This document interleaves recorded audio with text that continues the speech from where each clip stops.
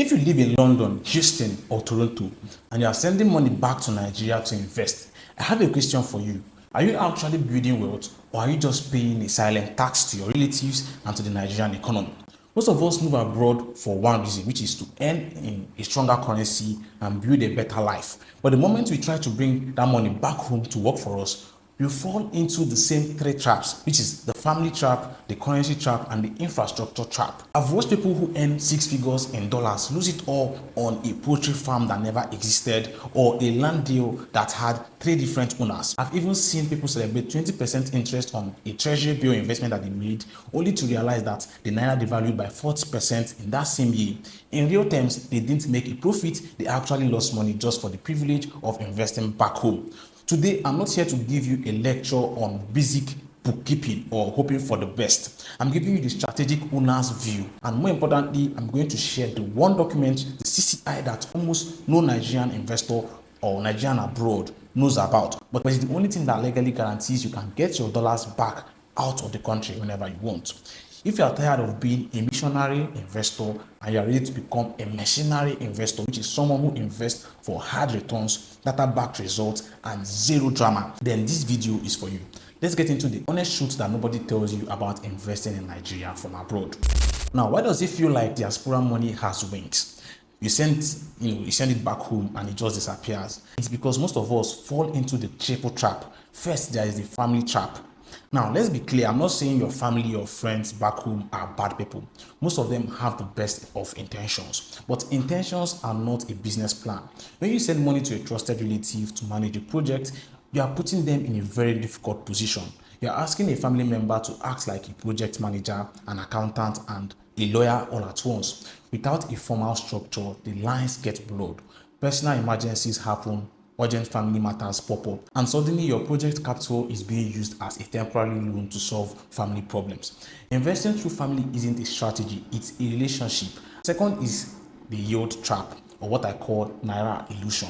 This one is tricky. You see a bank offering you 20% or 25% on a fixed deposit or a treasury bill, and you think, wow, I can't get this in the UK or in the US. But you are forgetting the math. If that investment pays you 25% in Naira, but the Naira devalues by 40% against the US dollar, in the same year, you didn't make a profit. You actually lost 15% of your hard-earned wealth. You are running up a down escalator. Finally, there is the retail trap. This happens when you invest like a local instead of an international player.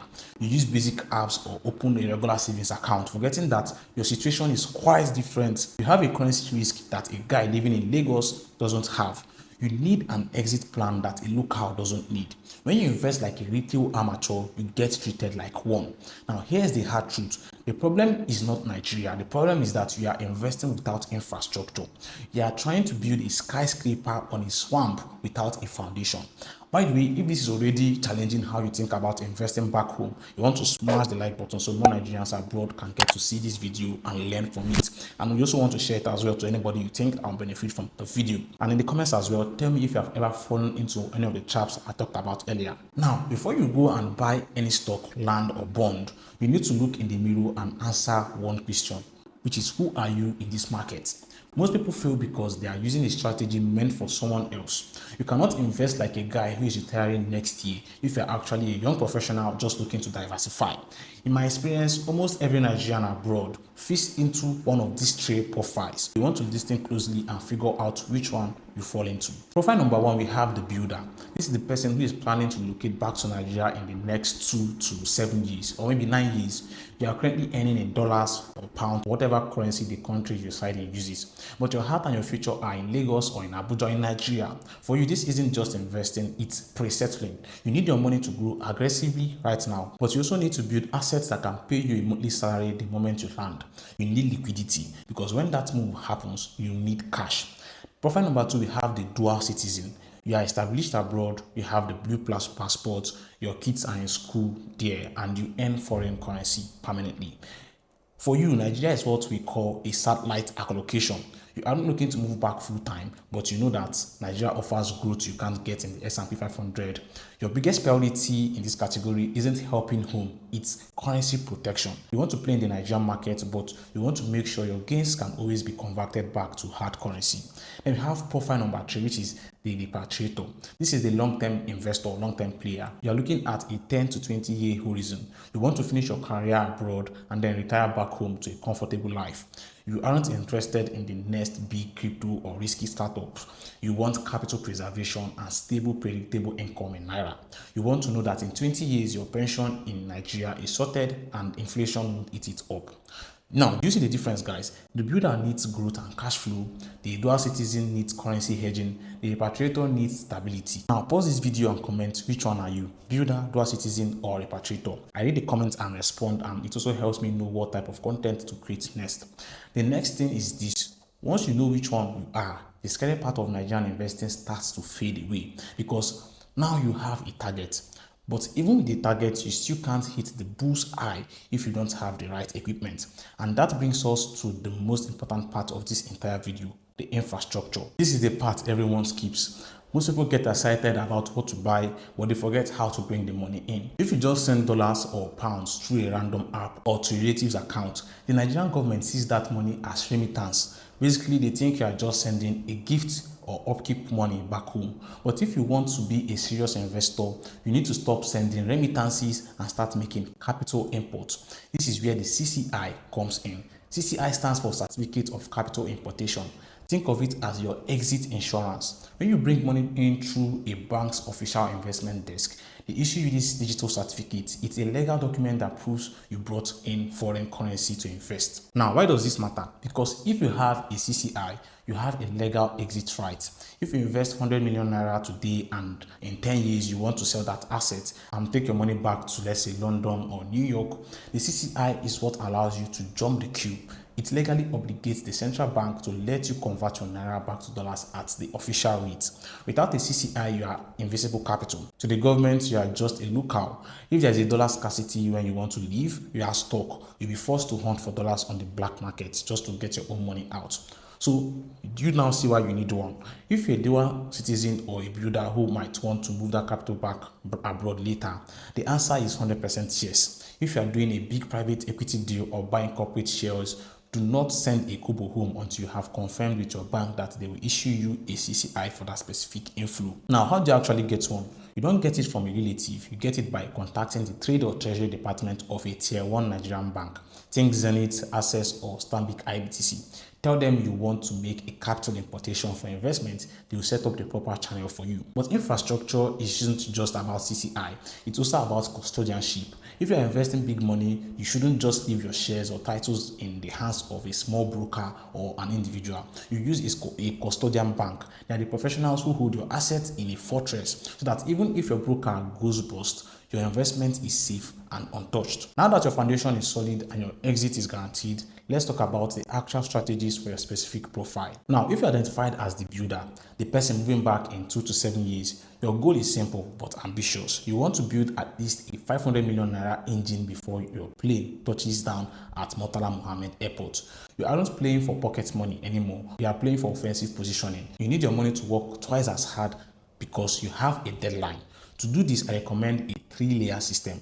Layer 1 is your growth core. This is where you buy into the Nigerian stock market, but you don't just buy anything. You look for export earners. These are companies that operate in Nigeria but get paid in dollars. Think of certain oil and gas players or tech-driven firms. When the naira fluctuates, these companies have a natural hedge. You want to own them. Layer 2 is your yield engine. This is where you use the Jara strategy.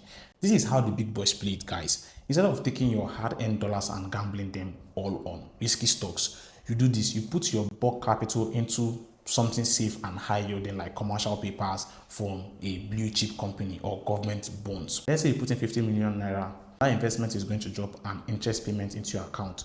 That's your Jara. Instead of spending that Jara, you move it into layer 1 to buy those aggressive stocks. Now, what have you done? Your original 50 million naira is safe in a tier 1 institution, but you are using the free money from the interest to chase massive growth. If the stock goes to the moon, you are rich. If they crash, your 50 million naira is still sitting there. You are playing the high growth game with zero risk to your principal. Layer 3 is your real assets. You need assets you can eventually touch, but forget building houses that will give you ego. Look for student housing in busy university towns or small warehousing near logistics hub. Why? Because these are essential spaces. Students will always need a bed, and small businesses will always need a place to keep their goods. These assets pay rent that adjusts with inflation, and by the time you move back, you already have a cash flow machine waiting for you. The golden rule for the builder is this: nothing goes into your portfolio that cannot be audited quarterly. If you can't see a report or a dashboard showing exactly how that asset is performing from your phone in London or Houston, you don't want to buy it. You are building a bridge to your future. Make sure the pillars are made of data, not just mere dreams. Now, let's talk about the dual citizen.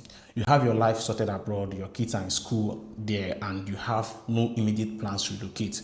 For you, Nigeria isn't where you live, it's where you go to get the kind of growth you just can't find in London or New York. You need to invest like a foreign portfolio investor.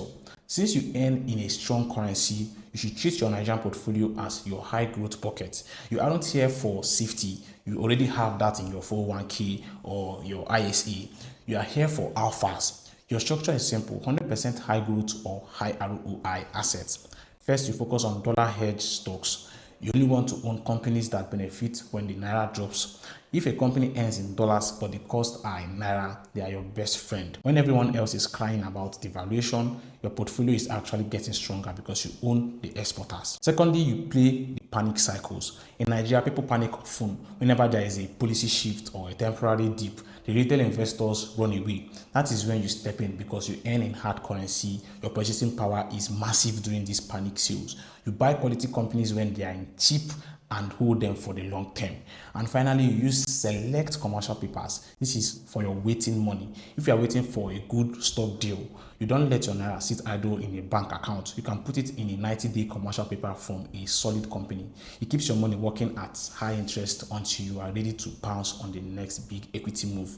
The most important rule for the dual citizen is no ego real estate investment. Do not spend 200 million naira building a mansion in your village that you only visit once every year, every 3 years, not even once every year. That is not an investment. It's liability that will drain you in maintenance. If you must do real estate, it has to be purely commercial and purely digital. Your goal is to build a satellite portfolio that grows so fast it eventually pays for your family holidays or your kids' university fees in hard currency. You are playing the game at the highest level, so stay focused on the numbers, not the emotion. Finally, we have the pathway C, which is the repatriator. This is for those of you who have put in the years abroad and now you're looking at a 10 to 20 year horizon. You have done the hard work and your goal is simple. You want to come back home and live like a king without ever touching your principal capital. For you, the game isn't about getting rich quick. It's about cash flow stability. When you move back, you don't want to be checking the exchange rate every morning with a headache. You want to know that on the first of every month, your Nigerian pension is hitting your account. Your core strategy is what I call the income ladder. Instead of chasing the latest hot stock, you are going to pack your wealth in high quality government bonds and treasury bills. But here's the trick. You ladder them. You buy some that pay out in 2 years, some in 5 years, and some in 10 years. This way, you always have cash becoming available and you are constantly locked into the best interest rates available at the time. This is your sleep well at night fund. Then you add your satellite assets. These are things that give you a little extra jar on the top of your bond interest. We are talking about dividend paying stocks, income producing real estate, but only in prime locations where the demand is guaranteed. Think of small serviced apartments in areas where people have to live for work. Your goal here is monthly predictability. You want a portfolio that produces enough naira to cover your lifestyle, your medicals, and your travels, while your main hard currency savings abroad stay untouched as a backup. The repatriator doesn't fight the market, you let the market work for you. You are building a system that turns your past hard work into a future of total peace. We said peace, but let's be honest, for some people, peace is good, but some of you don't just want peace, you want position, you want influence, you want asymmetric upside. And this is where we move into what I call the advanced attack layer. Now, a warning, these are not beginner investment moves. If you are still arguing with an uncle over a land document or trying to figure out how to open a basic bank account in Nigeria, this section is not for you. This is for the investor who already has their emergency fund sorted, their bond ladder returning, and their dividend income steady. Now, you want controlled aggression. The first part of this layer is angel investing. Globally, real wealth isn't created by buying a stock after it's already gone viral. It's created by backing founders and owning equity in private companies before the public even hears about it. For example, my team and I are currently building Affirmetrics. We are building the data infrastructure layer that the African stock market desperately needs. We are starting with Nigeria. We aren't raising capital today. We haven't even launched yet. But in the coming months, when we are ready for angel investing, it will be for people who understand that data is the new oil in Africa. If you understand where this continent is going and you want to position early with us at Affirmetrics, then you want to join the user wait list below. We are building something very serious. Now, let me be clear, this is risky. Startups can fail. You can lose 100% of your capital. This is conviction capital, not your rent money. If you want to follow our journey or my journey in building Affirmetrics and be the first to know when we are open for partners, there's a link in the description to join our wait list. It's about positioning yourself early with a vision you believe in. The second part of this layer is structured lending. I'm not talking about giving a relative money to flip cars for you. I'm talking about partnering with licensed registered loan companies. You act as the capital provider, you get monthly interest, and you get professional reporting. It's structured, it's documented, and it is collateralized. Talking about collateralized, which brings me to collateralized private lending. If you are doing private deals, the rule is simple. If there is no hard collateral, like verified land titles or equipment, it is not an investment, it is a donation. Machineries don't make donations, we make deals backed by assets. Finally, we look at cash flow infrastructure. We are talking about student housing near private universities, micro housing near industrial hubs, or even a 7-a-side football pitches. These are businesses that generate daily or monthly income based on real demand. But if you are abroad, you cannot run these on jokes or play. You need a reporting system, you need audited books, and you need a system where you can fire someone if things goes wrong. Without structure, business ownership just becomes stress ownership. Notice the pattern here, guys. Everything in this advanced layer requires monitoring, good governance, and contracts, not jokes, not WhatsApp promises. The diaspora investor who wins is not the loudest, it's the most structured. So guys, we have covered a lot today, but if you take only one thing away from this masterclass, let it be this. Investing in Nigeria from abroad is not actually about chasing the highest returns. If you chase returns without a plan, you lose instead. Successful diaspora investing is about a system. It's about 5 specific things. One is identity, knowing if you're a builder, a dual citizen, or a repatriator. Secondly is infrastructure, getting your CCI and your custodial account sorted before you send a single kobo. Third is allocation, choosing the right pathway for your specific life goals. Fourth is execution, which is moving from trusting families and trusting data and audits. And finally, we have exit, ensuring you have a legal documented way to get your money back. If this video changed how you see investing back home, don't just like it, guys. Send it to one person abroad who needs to hear this. Comment which profile you fall into below in the comment section.